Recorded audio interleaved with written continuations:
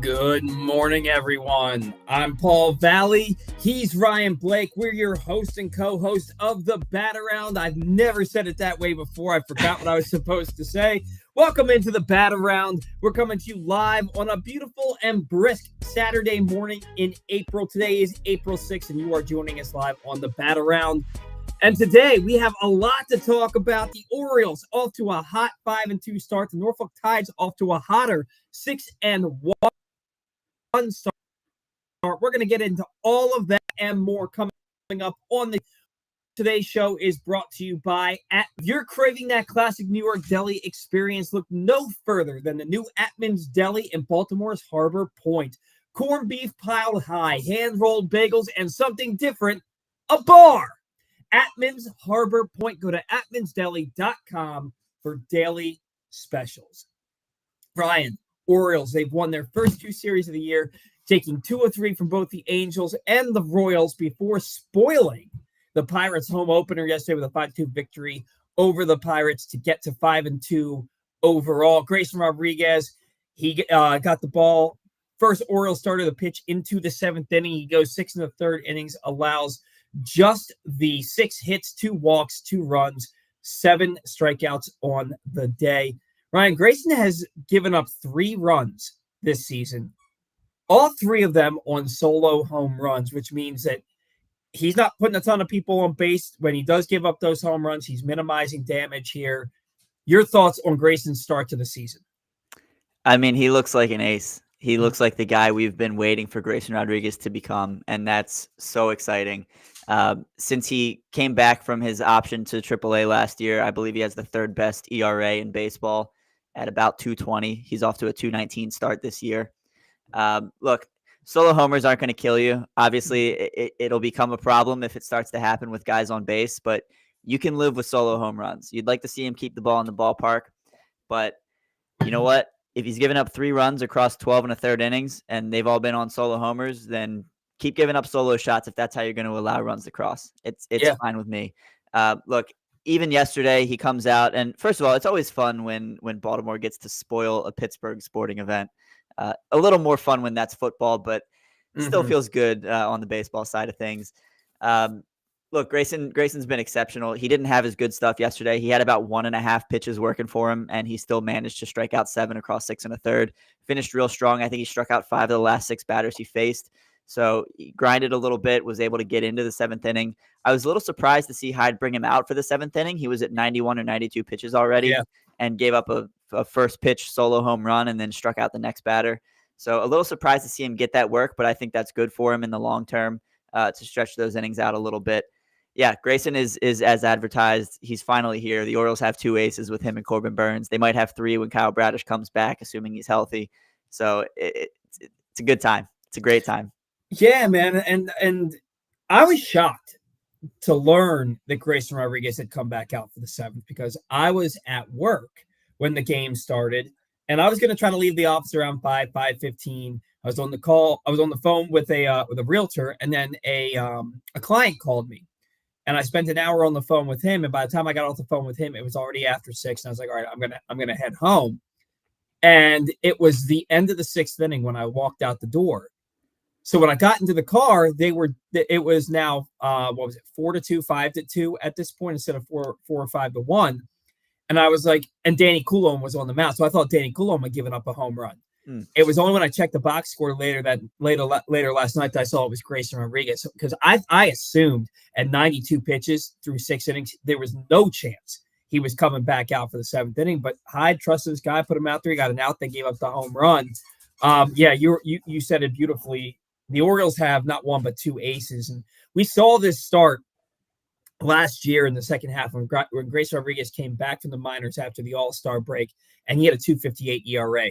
Down the stretch. Had that little hiccup in the postseason, but, that left a sour taste in his mouth. And, he and Corbin Burns both pitching without their best stuff, clearly without their best stuff, each of the last 2 games, and they gave the Orioles exactly what they needed, pitched deep into the ball game, gave up just the 1 and the 2 runs each, and really went out there and dominated. It was 2 runs, right? 2 runs for both of them. And they And we'll talk about Burns in a little bit when we get to more of the starting rotation. But yeah, Burns did not have his good stuff against the Royals on Wednesday night. Gave up a Yep. lot of hits. A couple of those maybe should have been plays made by Mateo in center field. But look, he gave up 9 hits and still only gave up 2 runs in 5 2/3 innings. When Yeah. you've got a guy, I mean, that's what aces do. When they are not on their game, they still find ways to produce results, and that's exactly what Corbin Burns and Grayson Rodriguez have done so far. Yeah, they've looked every bit the part. And look, Tyler Wells, you know what? We're not going to get into that because we have a segment later in the show specifically for the rotation. I'm not going to steal the show's thunder. So we're going to move on to the offensive side of things. And there's been some offensive standouts. Like, look, the Orioles scored 24 runs their first 2 games of the season. They had a couple of ball games that they lost 4-1. They realistically should have been swept by Kansas City if Kansas City had, anybody in their bullpen. Will Smith's a good reliever, but maybe he's not a closer. He has not looked good for Kansas City to this point. But the Orioles, they didn't get swept. They won 2 of 3. We're not going to say woulda, coulda, shoulda. They could have won. They did win, right? Good teams find a way. Exactly. Gunnar Henderson, 910 OPS. Adley Rutschman, 433 on base percentage. And thanks to friend of the show, Dylan Atkinson, Adley, he had not struck out in his first 25 plate appearances this year, and then strikes out in his first at bat yesterday after Dylan made the world aware of this. And then he struck out a second time yesterday. And so thank you, Dylan, for just ruining that for all of us. Dylan's fault. But he was going to strike out. He'll probably strike out 80 more times this year, but it's a hell of a way to start the year. First 25 plate appearances without a strikeout. Ryan Mountcastle leads the team with 3 doubles. Anthony Santander leads the team with 9 RBIs. We had a couple of walk-off wins in there. Jordan Westbrook, who I absolutely love. I absolutely love Jordan Westbrook. I think that dude was just born producing runs. Walk-off 2-run homer in the series opener on Monday night. James McCann, walk-off 2-run single in the series finale Wednesday night against the Royals. Is there a team that has a better 1-2 combination at catcher than the Baltimore Orioles? I really don't think so. McCann's the perfect guy to spell Adley when he needs a day off his feet. And, to come through, Westberg and McCann both hitting from the 8 spot in the lineup, producing walk-off hits for the Orioles.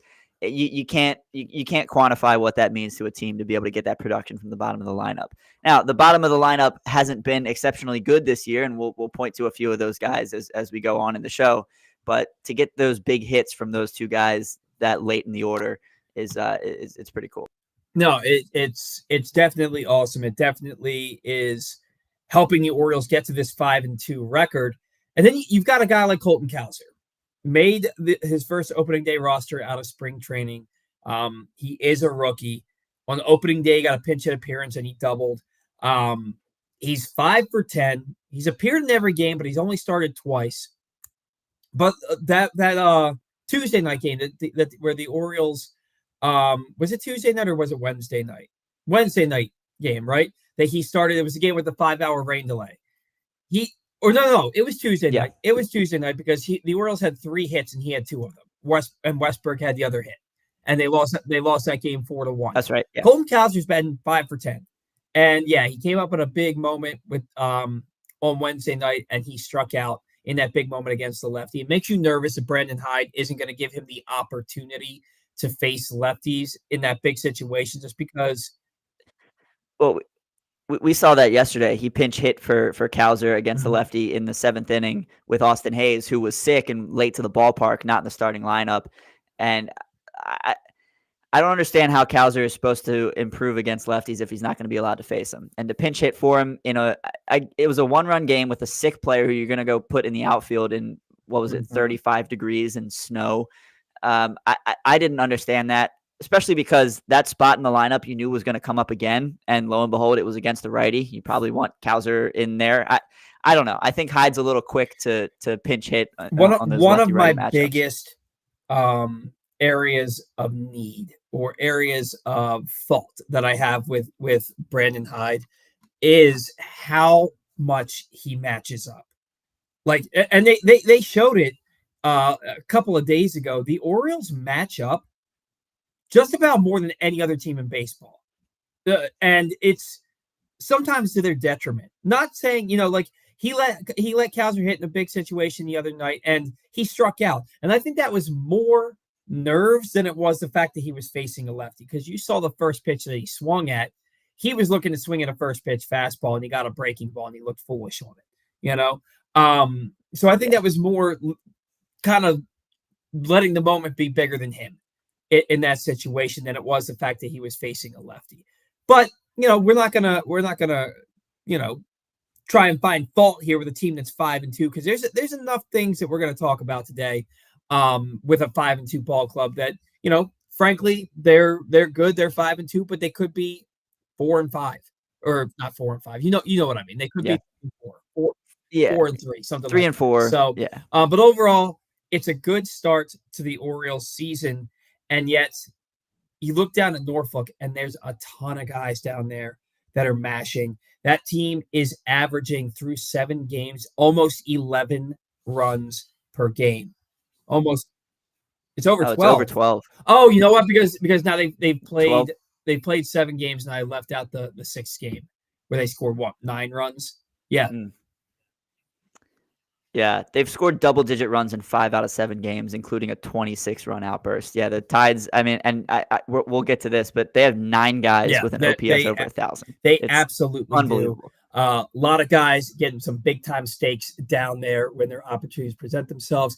And if the opportunity presents itself to you to get a big-time stake, you're going to want to do that at Ruth's Chris. Whether you're celebrating a special milestone, entertaining clients, or simply enjoying a night out, count on Ruth's Chris to deliver to you the finest steaks, the best service, and a level of hospitality that has made Ruth's Chris one of the most revered names in steak since 1965. Make your reservations now at ruthschris.com. So, Ryan, Orioles are 5-2. They're a half game back of the Yankees for first place in the American League East, which I hate talking about standings this early in the season. Somebody completely crapped on me when I was telling people to pump the brakes on calling Lamar an MVP candidate after week 2 in the NFL. And I got told he won the MVP, but it was like, it's week 2. Let's talk about this in like week 8, right? And it's the same thing with Major League Baseball. Sure. When you are 7 games into a Major League season, talking about the standings, it's not like you don't really need to do that. Like last year, the Rays started out 13-0. The Orioles were 6 games back, and the Orioles won the division. So it's kind of weird to talk about standings this early in the season. It's weird to talk about areas of need, areas where the Orioles are wanting in a 5-2 start to the season, but they're there, and they're magnified because of what's going on down in Norfolk, Ryan. And I guess I'm kind of a polarizing guy on Twitter. You either love me or you hate me on there, and I got a lot of hate this past week because Austin Hayes is batting 102. Cedric Mullins is batting 182. Ramon Arias has 1 hit in 16 at bats. Tony Kemp's 0 for 5, and what's his name? Jorge Mateo is like 2 for 9. These are guys that the Orioles really didn't need to bring in Tony Kemp. Right, they didn't need to bring him in. For some reason, they want that veteran left-handed hitting middle, like second baseman, to bring in every year. They just do it. But they didn't need it with Jorge Mateo on the team or Ramon Arias on the team. Ramon Arias, if it weren't for a big spring, I'm not sure he would have made the team, because the Orioles have so many better options in their system already who are major league ready. And then you look down at the minor league system and you see Jackson Holiday hitting 355 with an 1152 OPS, 2 home runs, 8 RBIs. Kobe Mayo hitting 394 with an 1141 OPS, 2 home runs, 6 RBI. Connor Norby hitting 364 with an 1148 OPS, 3 home runs, 9 RBI. And those are just the infielders. That's before we even talk about Kyle Stowers with his 6 home runs and 18 RBIs, and Heston Kjerstad with his 6 home runs and 25 ribeye stakes through 7 games. The major league record for RBI through the first 7 games of a season since 1901. Pat Burrell in 2005 for the Phillies and Chris Davis in 2013 for the Orioles at 17. 17. Heston Kjerstad is hitting home runs every day. So is Kyle Stowers. And they both have more RBI through the first 7 games than any player in the history of Major League Baseball. Now, of course, they're doing it at AAA, but this is still professional baseball. This is still AAA. And the Orioles have 5 guys that bat at the top of their lineup, the first 5 in their lineup, every single night down in Norfolk that are absolutely slaughtering baseballs. It's video game numbers. They're making a mockery of AAA pitching. And why is that the case, Ryan? Because they are all major league players playing at AAA.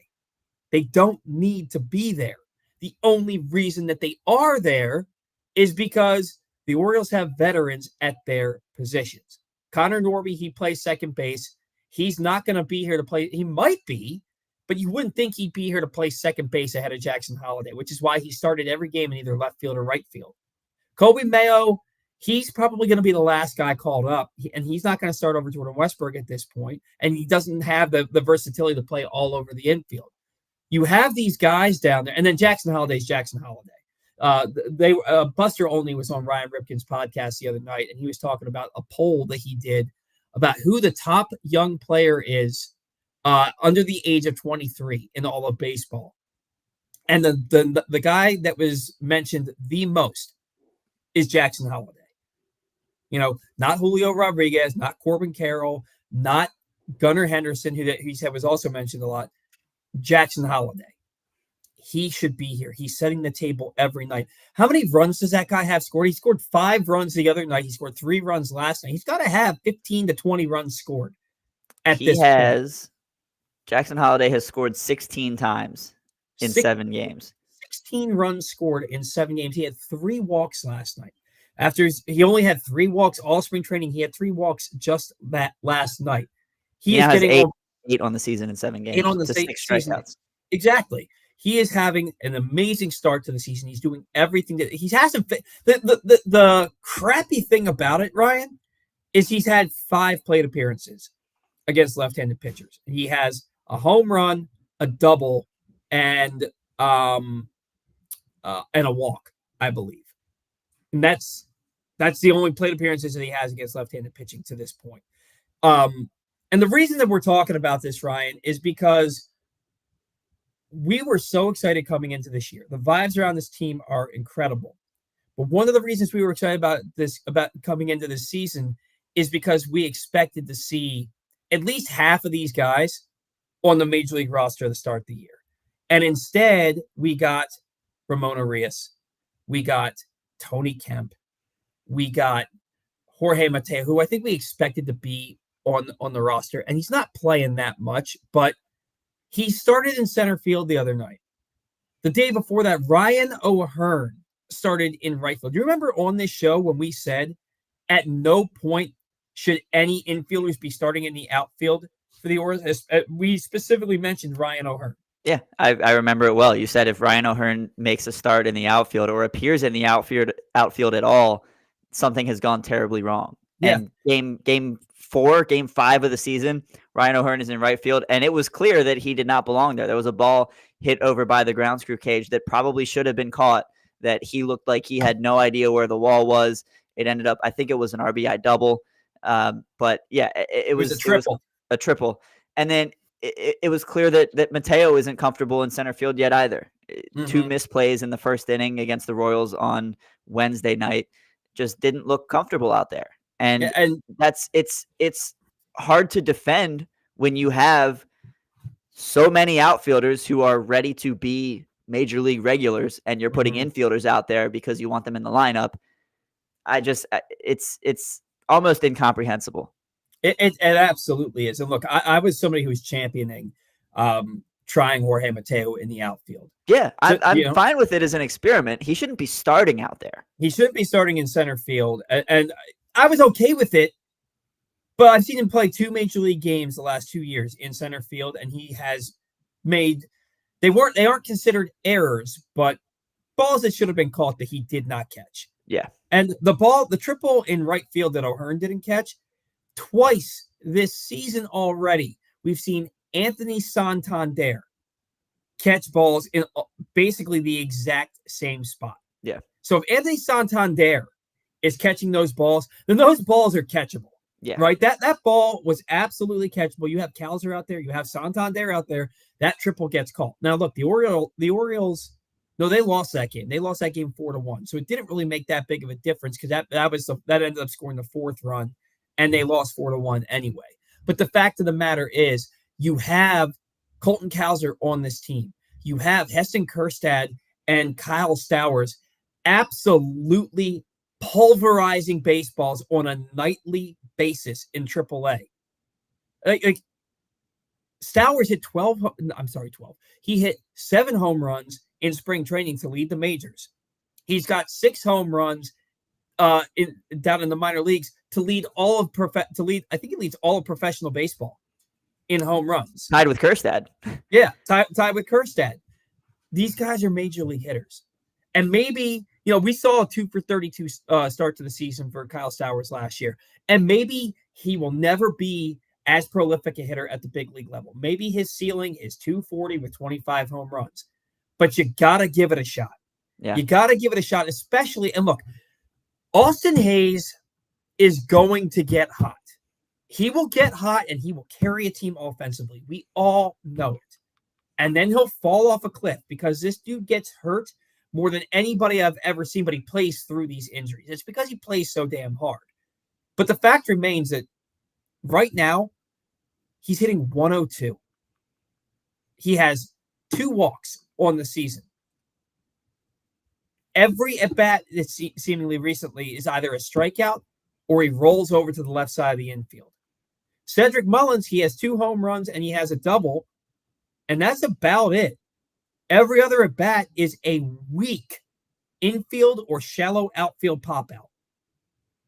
The fact of the matter is, you have guys at the minor league level who are banging down the door. Cedric and Hayes, they're going to figure it out. They're proven big leaguers with proven track records. They're going to figure it out. Their roster spots are safe for now.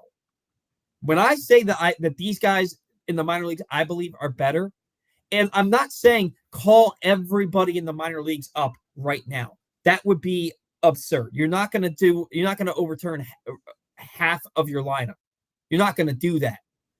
But these guys deserve to be here sooner than later. What they're doing in AAA, yeah, it's AAA pitching. It's still AAA pitching. And they're putting up video game numbers. Somebody should be here to replace Ramon Arias. I don't care if it's Connor Norby. I'd love it to be Jackson Holliday. Frankly, Connor Norby has earned it more to this point just because of what he's done the last 3 years at the minor league level. He's got nothing left to prove.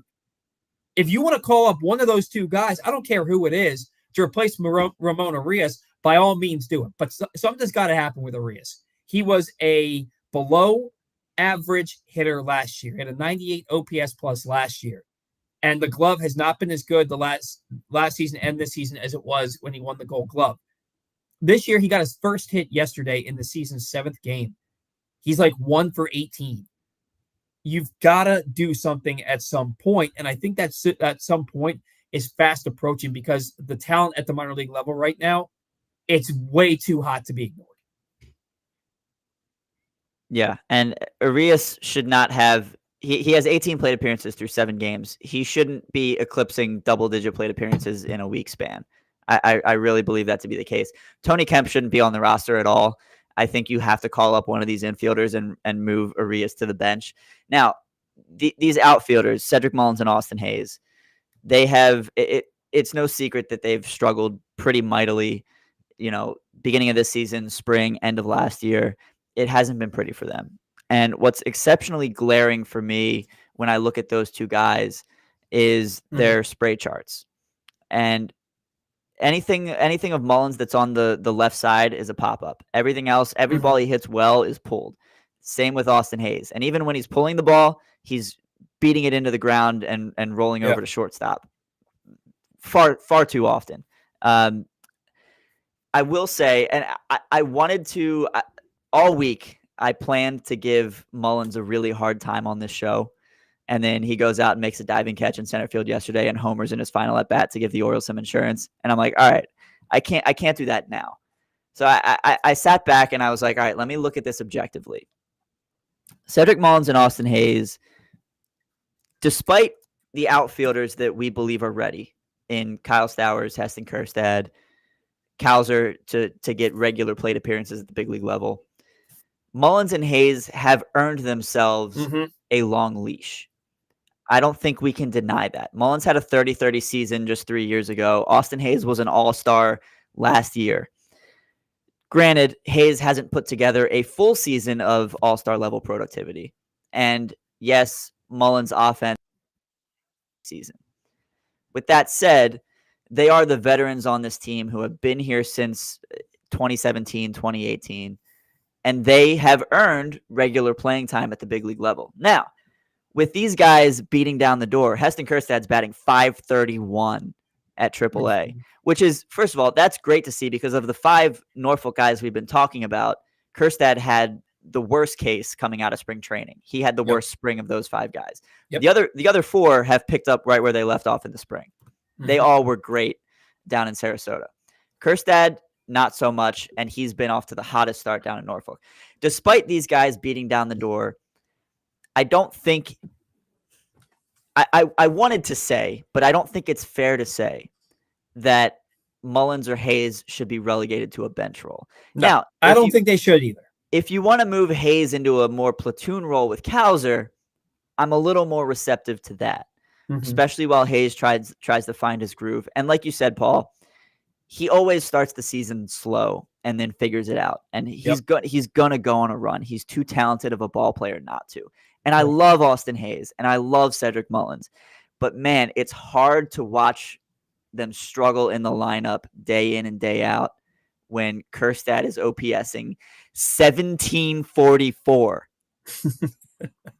in his first 7 games at Norfolk. Kyle Stowers right there with him, 1304 with matching the 7 home runs, a 943 slug. Kjerstad's slug, by the way, is 1188. That is bananas. Never see that. I don't think I've. That's not even video game numbers. I can't do that. Barry Bonds didn't do that. No, that's insane. I can't do that on rookie mode on MLB The Show with Gunnar Henderson. It's not. It doesn't happen.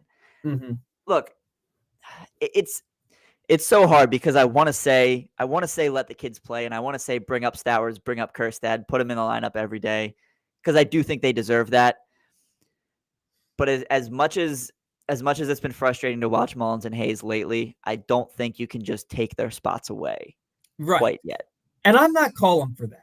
Yeah. When I put up this post that got a lot of traction, it was a thread of, I don't like criticizing the team. I hate doing it. It gives me anxiety. And I know that I'm going to get absolutely pummeled on social media by half the people that see it. I know that. And I don't like it, man. It sucks. It feels like crap.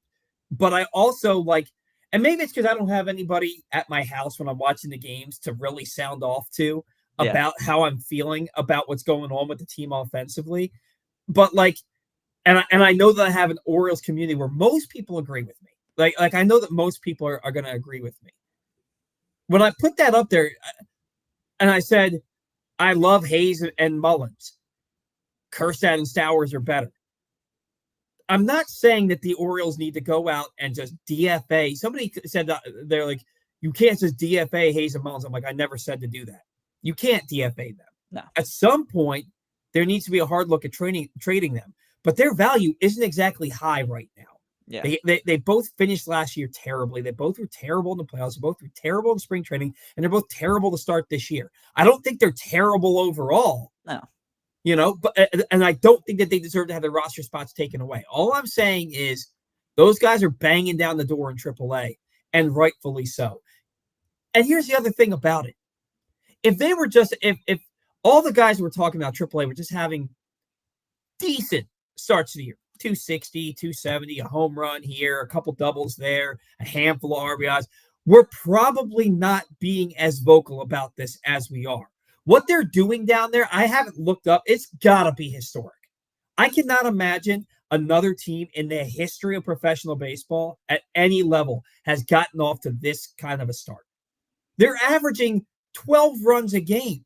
They've got 16 more home runs than the next closest team at any level. Heston Kjerstad is slugging, not OPSing, slugging almost 1,200.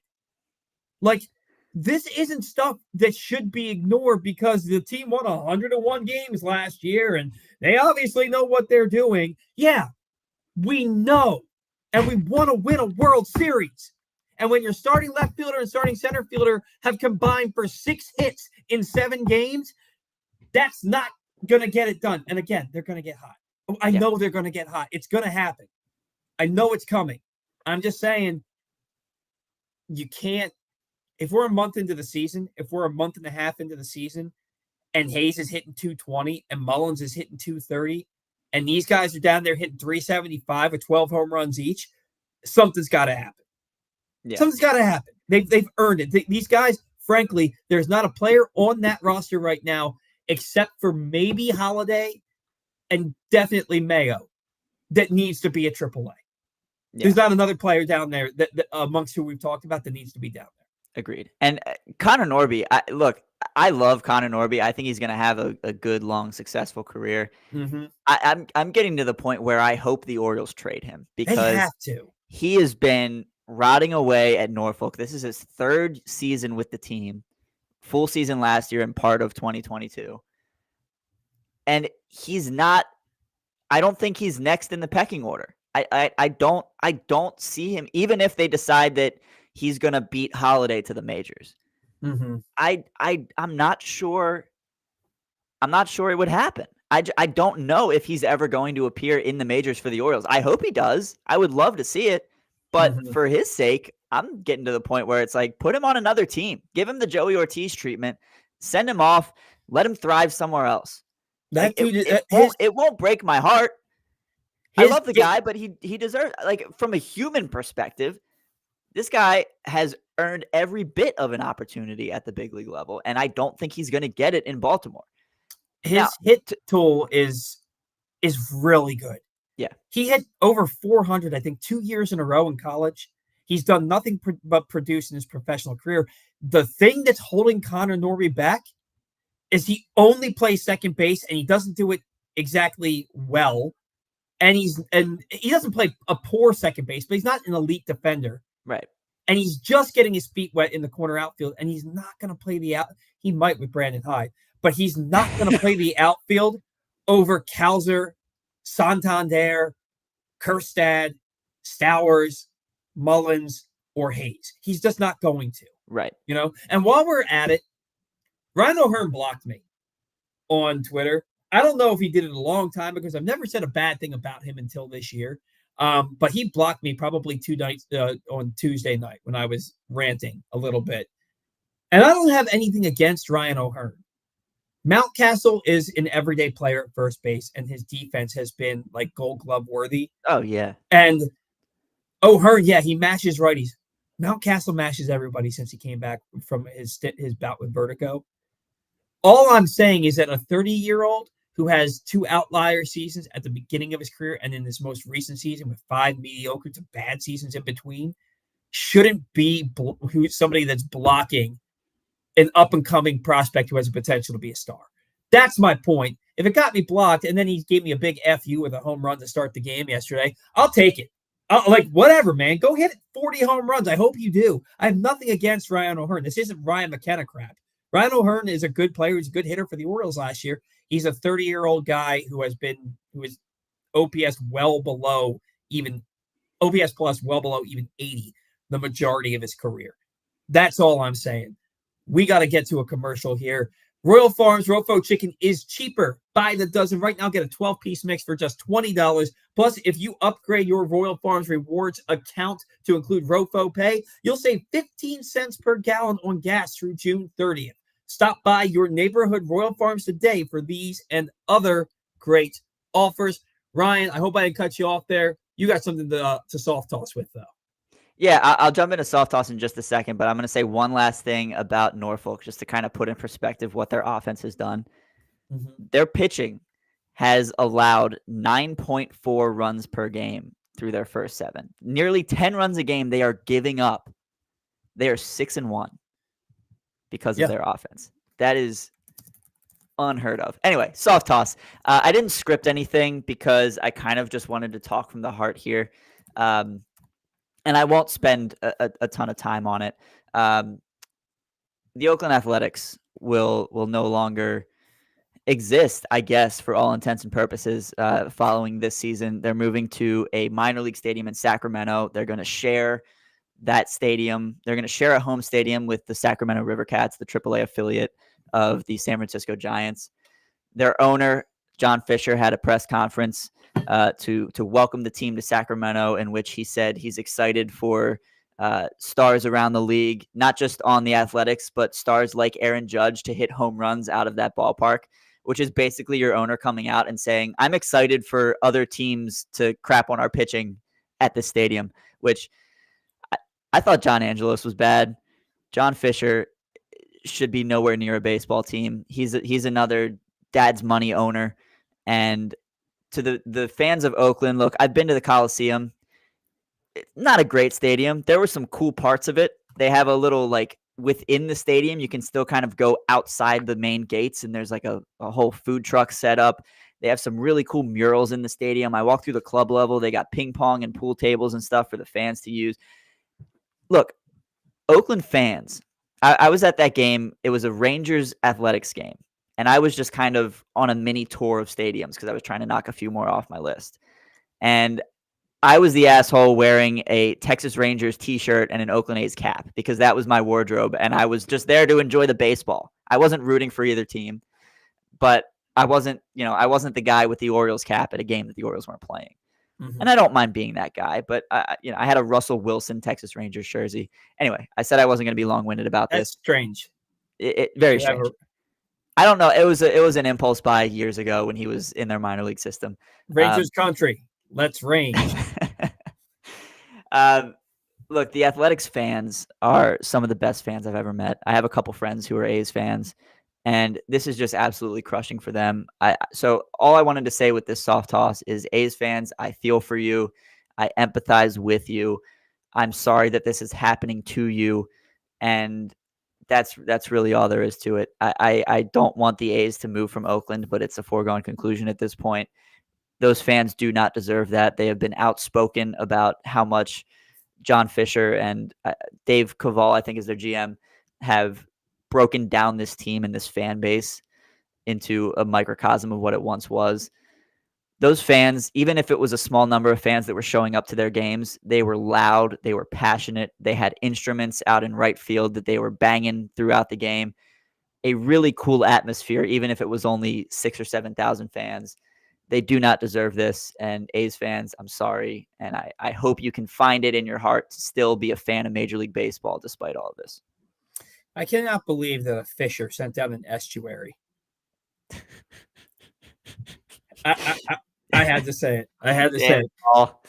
They sent down Estuary Ruiz after hitting .417 in the opening series and leading the American League with 67 stolen bases last year, and they sent him down to AAA to make room for Tyler Nevin. Like, it sucks for Oakland fans because they're losing their team for no reason other than they have a terrible owner.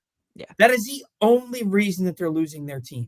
And shame on Major League Baseball. I don't know what they have in their power to put a stop to something like this, but you'd think they could have intervened at some point. They want a team in Vegas. Yeah. They want a team in Vegas. I don't know why. This isn't the way to do it. And I don't know why you can't just do that with expansion that we all know is coming. Yeah. We all know expansion is coming. And by the way, let's put a baseball team in the middle of the freaking desert. Like, I know you got a team in Arizona and you're going to be playing in a dome. I get that. But, like, people don't go to Vegas to watch baseball games. People go to Vegas to gamble and get drunk. Like, I don't know. It's worked for the NFL, I guess, but it just doesn't make a lot of sense to me. And, I hope that one of the expansion teams is the Oakland Athletics because they're one of the proudest franchises in the history of baseball. The all-time stolen base leader and greatest leadoff hitter of all time is first and foremost recognized as an Oakland Athletic. The Bash brothers, a dynasty that they had in the 70s and then again in the late 80s. And to have that team now not be in existence after this season, like, they're not – the A's will be in existence, but they're not the Oakland A's, and that's exactly where they belong. They belong in Oakland, and it's heartbreaking. It is heartbreaking, and the things that we were nervous about in Baltimore are actually happening to the Oakland Athletics and their fan base, and it just really sucks. Maybe while we await this expansion that we know is coming at some point in the future, they take this time to make some serious renovations to the Coliseum and put in a case for an expansion team to come out, or even even the A's to move back and put a new expansion team in Vegas. I don't know. I don't know if there's a solution here for Oakland fans, but I really hope that we can find one. Yeah, me too. And also, if you or a loved one has a gambling problem, call 1-800-GAMBLER or visit helpmygamblingproblem.org for free confidential services. There's no segue there, no transition. It's a read that I had to get in. Speaking of no segues, I meant to mention we've gotten a few comments coming in. Keep them rolling. At the end of the show, we will certainly acknowledge some of these comments and provide our takes. Absolutely. It feels like we started this show 10 minutes ago, and we're 41 minutes in. Like, this has been the fastest show we've had, in my opinion. Want to get into the Orioles rotation. We're going to have to do this a little bit expeditiously. Corbin Burns, as advertised, 11 2/3 innings pitched, 10 hits, 3 earned runs, 0 walks, 14 strikeouts. It did not have his best stuff by any stretch of the imagination the other night, and still went 5 2/3 innings and allowed just 2 earned runs. He gave up 9 of his 10 hits in that game, which was a career high. 9 hits allowed, and he still only allowed 2 runs, kept the Orioles in that ball game. Grayson, we already talked about him. He looks like he's becoming an ace. 12 1/3 innings pitched, 10 hits, 3 earned runs, 3 walks, 16 strikeouts to lead the team. Tyler Wells, his first outing, he allowed 4 runs, 3 earned on 6 hits in the first inning in a third. And then he didn't allow another base runner the rest of the outing, retiring 14 straight. Dean Kramer, I looked at his stat line, Ryan, and I was surprised to see, despite the fact that he allowed 3 runs in the third inning on a walk and 2 home runs, he only allowed 1 other base runner. It was a base hit the rest of the game while pitching into the 6th. He's got a .85 whip. He's got a 5-to-1 strikeout to walk ratio. Like, he actually pitched really well aside from that stretch in the third inning. Tyler Wells and Dean Kramer, I've always had confidence in Tyler Wells. Dean Kramer has put together back-to-back solid seasons, and it's a fairly decent start to this year. Do we get to stop doubting him? Yeah. And I think we're kind of in a position where we have to, based on the current state of the rotation and the question marks around Bradish and Means and the fact that we don't really have anybody at AAA knocking down the door. Now, Cade Povich and Chase McDermott have been all right. They have not really contributed to the onslaught of runs that the Tides have allowed this year. John Means, however, gave up 6 runs in the first inning of his rehab start down there. But yeah, look, Kramer, I think it was in a post-game interview, and maybe I misheard it because I was on my phone at the same time, but I think I heard him say that he came into this season wanting to throw 250 innings, which is it's an absurd number. Do you know who your manager is? Right. Look, Kramer's a dog. Wells is a dog. For Wells to come out and struggle, coming off the heels of 2, 11 and 13 run performances by the Orioles, we're all coming out thinking we're going to sweep the Angels in our sleep. And then he comes out and struggles in the first 2 innings, gives up a long home run to Taylor Ward, and then a couple more runs in the second inning. And to then go out and buckle down and retire 14 in a row at the end of his outing. I don't know if he struck out the side in his last inning, but I think he had a couple strikeouts at least in his final inning of work. Look, you can't understate how important that is to struggle like that early and then lock in and figure it out. And we saw it with Kramer as well in his outing. He had 1 bad inning, and the rest of it, he was nails. And I think these 2 guys, especially, they may not be the most talented pitchers on the planet, but they're going to grind and they're going to give you everything they have every single start. And you can't ask for much more than that. Nat in front of me. I thought you were clapping for my take. Beautiful. Oh, well done. So much. Well done. Cole Irvin, I mean, he's a 5-starter, right? And he gave the team 5 innings, 4 runs, kept them in a ball game, and they lost that ball game. They lost it 4-1, but he kept them in it. It's not his fault that they lost the game. It's the fact that, what was that dude's name that came out and just absolutely stepped on their throats? The starting pitcher for Alec Marsh. Alec Marsh like everybody bragged about his stuff and how and like, but he just had to figure out. He figured it out all right against the Orioles. He looked like every bit of not just ace, but a Cy Young contender. The way he dominated that Orioles lineup, and the Orioles were overly aggressive in that game early in counts. A lot of weak contact and a lot of. They also hit 13 balls over 100 miles an hour. They got caught. Yeah. So that's neither here nor there. Cole Irvin as a 5 starter. It's what stuck out to me. He had 2 different innings. The first inning and the fourth inning, where he retired the first 2 hitters and in pretty quick order, 7 pitches or less, and then allowed multiple base runners to score in the fourth inning. It led to a run because he walked the 8 hitter, and then walked the 9 hitter and then gave up a triple to the leadoff hitter to score the 4th run. And then and that's kind of his trend there, because in the second inning, he walked the 7 hitter. He gave up back-to-back singles to the 8 and 9 hitters, and that was followed by a 2-run double to the leadoff hitter. He did not do his job in getting the bottom third of the order out, and that cost the Orioles because all 4 runs were scored because he did not get the bottom of the order out. And to me, that's an issue. Like, you're already the 5th starter. If you're going to keep your team in a ball game, you've got to be able to get the guys out that you're supposed to get out. And the 7, 8, 9 hitters on the Kansas City Royals are guys that you should be able to get out. That was really my only gripe with him. He didn't walk a ton of guys or anything like that. I think he threw 81 pitches, 55 of them were strikes. So he was around the strike zone all night. It's just one of those things where that his days are numbered with when either Means or Bradish get back. He's going to be the first one out of the rotation. Just would have liked to have seen him pitch a little bit better than he did. Yeah. And I know we're going to move on to the bullpen here. My only real take on Cole Irvin at this point is I miss the guy who came out in his first start of spring pumping 94 to 96. Now he's back around 91 to 93 with his fastball. Because Cole Irvin turning into a Jordan Montgomery type would have been awesome. A huge development for the Orioles. But yeah, he's a 5-starter. What do you want? Yeah, he's a 5-star. The good news is, you have to imagine that the velocity is a little bit down because of how cold it is outside.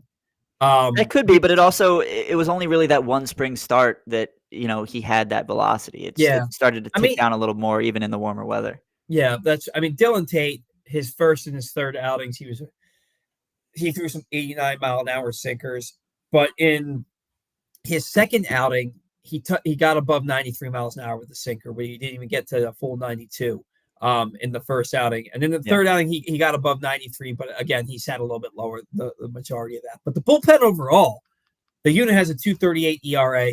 Danny Coulombe, Yennier Cano, Jacob Webb, Keegan Aiken, and Jonathan Heasley. They've combined for 13 appearances and 14 2/3 innings pitched. They've allowed just 5 hits while striking out 17 to just 2 walks. Craig Kimbrell, man, I felt so bad for that guy because he did his job, in my opinion, and he blew his first save. He had 2 strikeouts. He got a weak bloop pop-up that went 206 feet. A ball that travels 206 feet in the air should be called. It should be called by the left fielder. It wasn't. It dropped in for a base hit. And then the guy stole second. He stole third, scored on a sac fly. Nobody on the Orioles team is any good at holding runners on. They all I feel like I don't know if they teach this in the organization, but every reliever has a high leg kick from the stretch. And with guys on base, they just run on the Orioles at will. And I don't know how they haven't stopped guys from doing it. I guess you're okay with guys stealing bases if it doesn't interrupt your pitcher's mechanics. But in close games, if you let guys on base and they're stealing bases and getting the runners to get in the scoring position, I feel like that's a problem. Yeah, and then you've got the ripple effect of that is casual fans are thinking that Adley Rutschman can't throw out runners, and it's like, all right, well, look at who's on the mound and these jumps these guys are getting. He's rushing throws because he has to. And when you rush throws, they're not going to be as on target as you'd like them to be. But look, this bullpen as a whole, aside from the whole issue of holding runners on, Kimbrell got some flack from Orioles fans like, oh gosh, the Kimbrell, he blows his first save as an Oriole. This is going to be a disaster. What a bad signing. He was good. Got the win, baby! He was legitimately good in that outing and blew a tough luck 1-run save. And then he comes out yesterday and dominates. Yeah. Yeah. He's got 4 strikeouts in 2 innings. Yeah, Like, he's been great.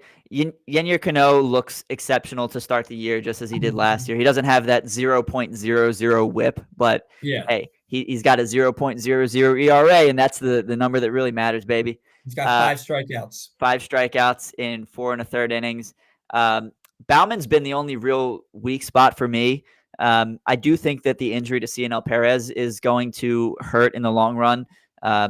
It caused Jonathan Heasley to come up, although Heasley has not given up a base runner in 2 innings. Keegan Aiken looks like he has continued his strong spring. Jacob Webb in 3 innings has only allowed 1 base runner via a walk. Danny Coulombe has allowed just 1 base runner in 3 innings as well. He's struck out 4 in his 3 innings of work. So look, the bullpen, I expected it to be a glaring weakness on this team. Maybe not glaring, but I expected it to be the weakness of this team. They have been a strong point so far to this season, and you got to hope it continues. But I think losing a guy like CNL, who you could throw in just about any situation, that's going to hurt unless they maybe make a trade. I think that they're going to trade for a reliever. I think that might be one of their big moves at the deadline. They might make a couple, but I think that they're definitely, and it might be sooner than later. It might not even take the deadline before they go out and get a reliever for this squad. You can join Glenn Clark and Griffin Bass tonight for the national semifinal games in that basketball tournament thing with a name we're not allowed to say in a commercial for reasons. The GPR crew will be at Sports and Social Inside Live Casino and Hotel, watching and helping you bet the games. Plus, they'll have great giveaways, including live swag, baseball tickets, gift cards, and more. There's no better place to watch the games, just steps away from the FanDuel Sportsbook. If you can't make it tonight, you can join them Monday night for the national title game. Missing either would be madness. There you go. Right. Good delivery. AL East wrap up. I'm going to run through these real quick if you don't mind, Ryan. I know you wrote them. You're cool if I just run through them real quick. I was going to say, if you wanted me to do it because I wrote them, I can. But if you want to do it, I don't know. Go for it. I'll run through them real quick. Do it. Marcus Stroman shut out his former team through 6 innings, and Yusei Kikuchi returned the favor for 5 1/3. But the Jays bullpen was the better of the two, as Ernie Clements' solo shot gave Toronto the lead in the 7th, and Yankees reliever Nick Burdi allowed a pair of 9th-inning runs on wild pitches as the Jays beat the Yankees 3-0. The Rays stormed back from down 6-2 to take the lead thanks to a 5-run 9th inning, but closer Pete Fairbanks promptly walked the bases loaded without recording an out, and Jason Adams surrendered a walk-off grand slam to Ryan McMahon. The 3-5 Rays lose to the Rockies 10-7 and are in last place in the AL East. Your boy called that! Logan O'Hoppe hit a game-tying grand slam in the 6th inning, but the Red Sox hit 5 homers of their own, including a pair from Tyler O'Neill, as the Red Sox win their 5th game in a row, but lose Trevor Story to a shoulder injury. The Red Sox and Yankees are tied atop the AL East at 6-2, with the Orioles looming just a half game behind after the Red Sox beat the Angels 8-6. You nailed that. I think sometimes, and that's why I offered to read them, I think sometimes it's hard to read through something quickly that someone else wrote if you don't know what words are coming next. You nailed it. Good work. Thank you. I did read them this morning at like 5:30 while I was adding my notes. I read them once over. Tyler O'Neill, by the way, is such a big signing for the Red Sox, or a big trade for the Red Sox. Like, that guy had a higher WAR than Bryce Harper a couple of years ago when Harper won the NL MVP, and he's got like 3 or 4 home runs already for the Red Sox. Like Tyler O'Neill, if he stays healthy, if he stays on the field, that dude is an absolute dog for them. Like, I love that pickup, even though I hate the Red Sox. Shout out to me for grabbing Tyler O'Neill off of waivers after my league's fantasy draft as my 5th outfielder. He's been that looks good on me so far. But anyway, we're not here to talk about me. Today's show also brought to you by AJ Michaels. What company makes your home more energy efficient, purifies your air, kills all viruses, and qualifies you for $6,000 in rebates? If you don't know the answer to this, then you have not been listening for the last 15 seconds. AJ Michaels Heating and Air Conditioning in Baltimore and Annapolis. So you can learn more about AJ Michaels at ajmichaels.com. Ryan, today's game, go ahead. What was that company that you were just talking about? Was it AJ Michaels? AJ Michaels. Oh, okay, cool. Just making sure it was AJ Michaels. At ajmichaels.com. Ryan, Tyler Wells going to make his second start of the year. Struggled early in his season debut last Sunday, as we talked about. But he retired last 14 batters he faced to finish his out and keep the O's in the game. The Pirates are going to have left-handed pitcher Bailey Falter, who gave up 6 runs in 4 innings to the Marlins in his lone start of the year. Lineup is not out yet. We can probably make a pretty accurate guess. I'll let you, since you wrote the line, I'll let you go ahead and give your take. Yeah, so I've got Gunnar Henderson at shortstop. I think it's clear based on the start to this year that he is your leadoff hitter in Mm-hmm. either Everyday matchup. player.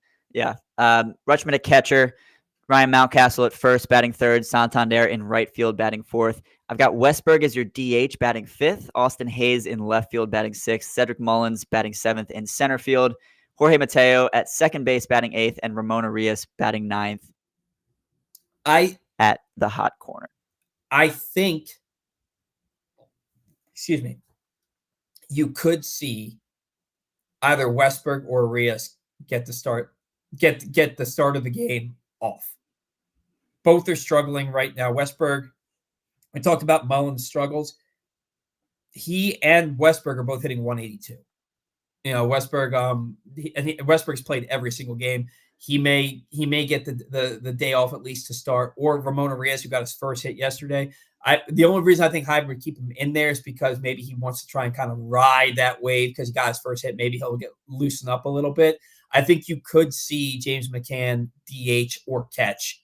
I think you can see McCann and Rutschman both in the lineup today. I think that's possible. I consider that as well with the lefty on the mound. Mm-hmm. The other factor is though, I guess, yeah, that would take away your DH. So Westberg or Arias could be on the bench. Yeah, I was thinking, you're not going to start Tony Kemp against a lefty most likely. So that's why I had them both in there. But I could see McCann being behind the plate today. Yeah. What's on tap? After today's game, the Orioles conclude the series with Pittsburgh tomorrow afternoon with a 1:35 start and a matchup that has Dean Kramer going toe-to-toe with Marco Gonzalez. Gonzalez is 1-1 with a 5.95 ERA and 4 career starts against the Orioles. To find his last outing against the club, though, you have to go back to May of 2021 when Gonzalez started the first game of a doubleheader, picking up the win by going 5 innings and allowing 2 runs on 3 hits while striking out 5 and walking 2.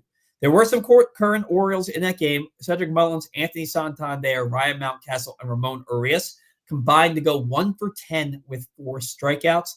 Santander went over 3 in that game with 3 of those Ks. So don't be surprised to see Santander get the day off tomorrow in favor of Colton Cowser against a righty because Santander has been in the lineup every day. Marco Gonzalez is a lefty. I don't think Cowser's getting a start.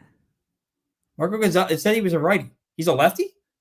If it's the same Marco Gonzalez that was on the Mariners, yeah. It is. I thought he was a righty.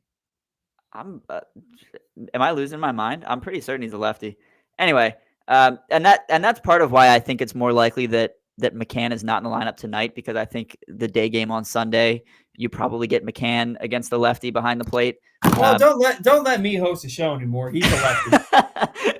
No, I think, Adley just DH'd on Wednesday and then had the day off on Thursday. I'm not sure he gets another DH on Saturday.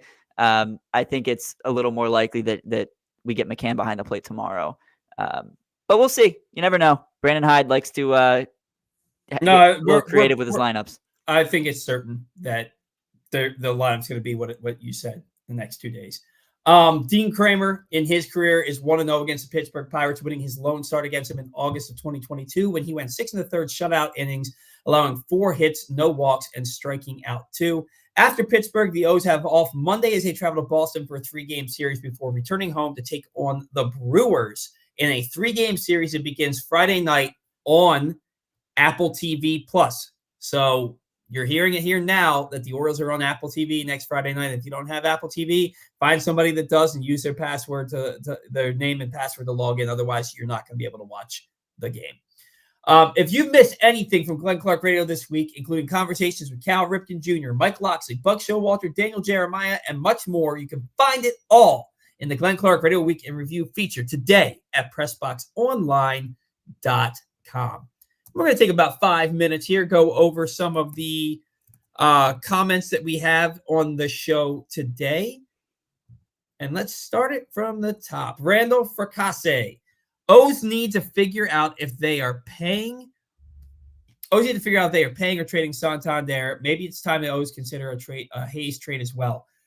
I think I've been thinking, Ryan, that it was going to be Santander that gets traded, and now I'm thinking it's going to be Austin Hayes, because Austin Hayes is a free agent, I think, after this season, or is it next year?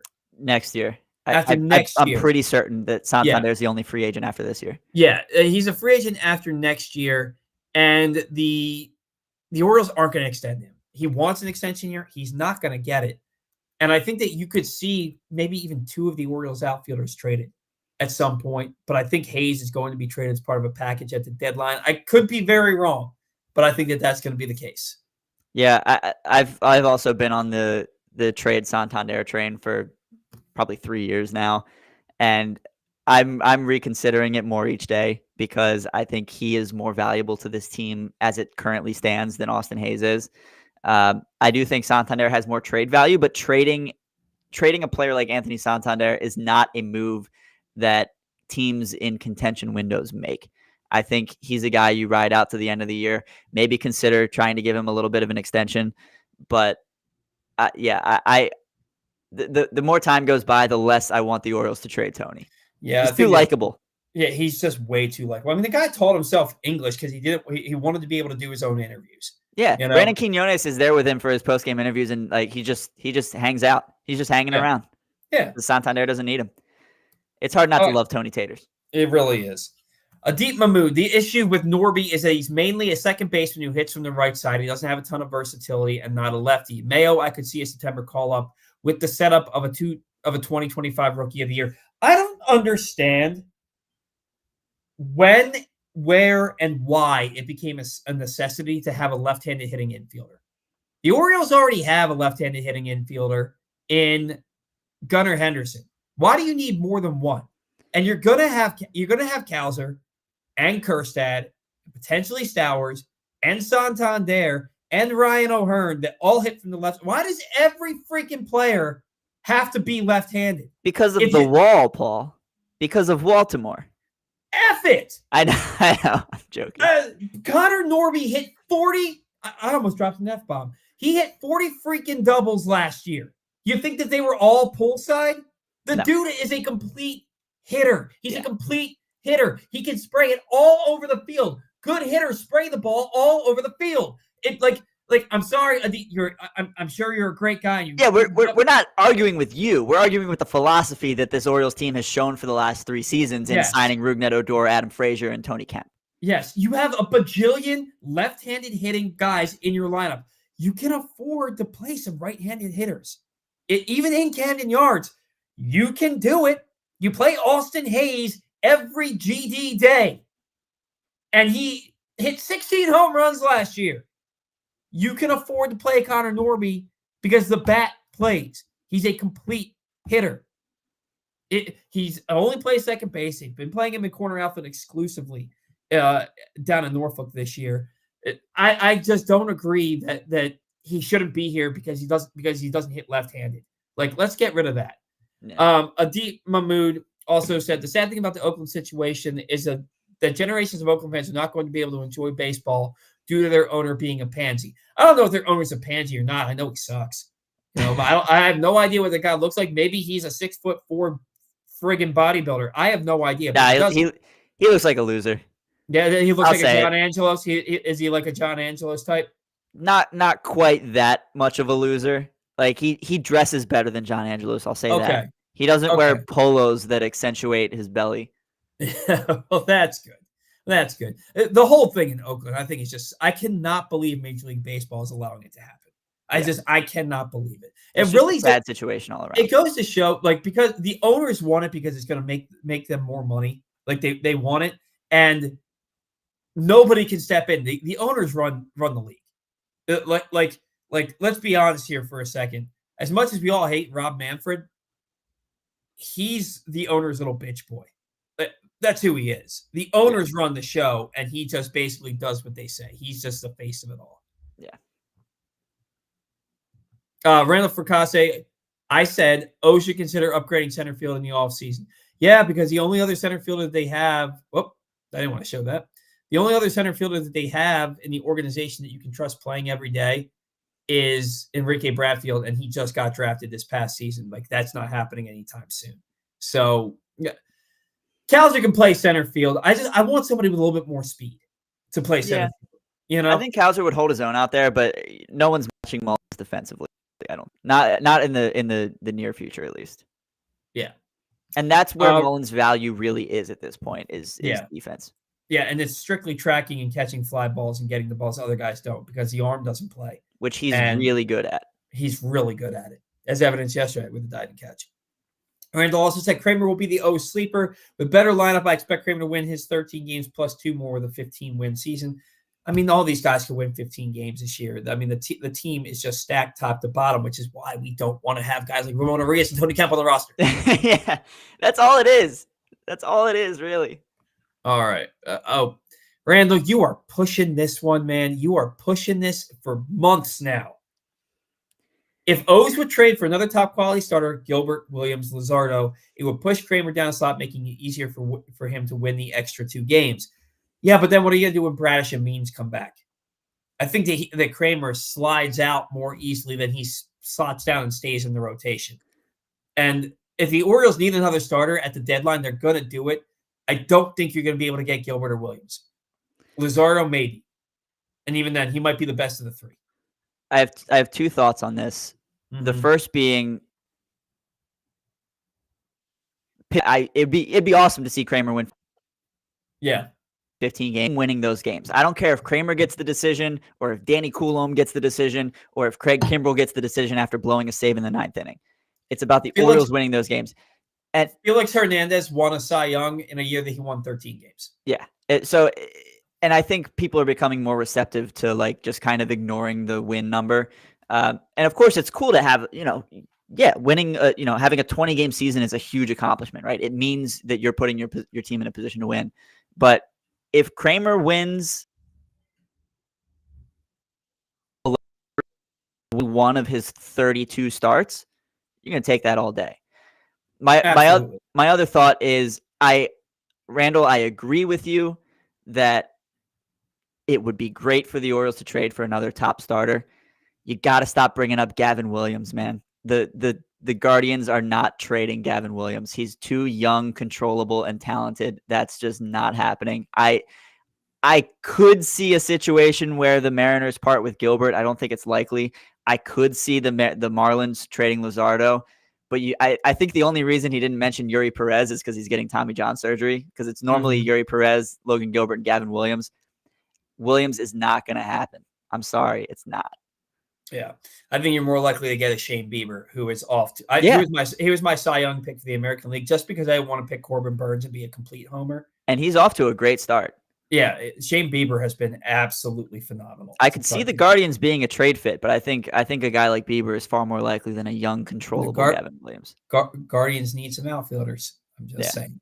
And then I will say, Randall just threw a comment in at the end, said one can always hope, LOL. I'm not trying to be combative with you, Randall. I'm with you. I think it's a good thing to have as many good starting pitchers as possible. I just don't see a scenario in which they trade that guy. Rolling with Rock, the 2 relief pieces I'm ready to move on from is Ballman and Baker, be it MLB or AAA. I've just seen enough inconsistency from both of them. Ready to try different pieces. Baker, he's got like a 19 ERA AAA. Yeah, he came into I think he had a 9-run lead and gave up 5 runs, including a grand slam in what should have been an easy 9th inning. Dude, he had so much potential, but at the end of the day, the guy just sucks. He's not a good pitcher. And then Mike Bellman. See, this one is like, I love Mike Bellman.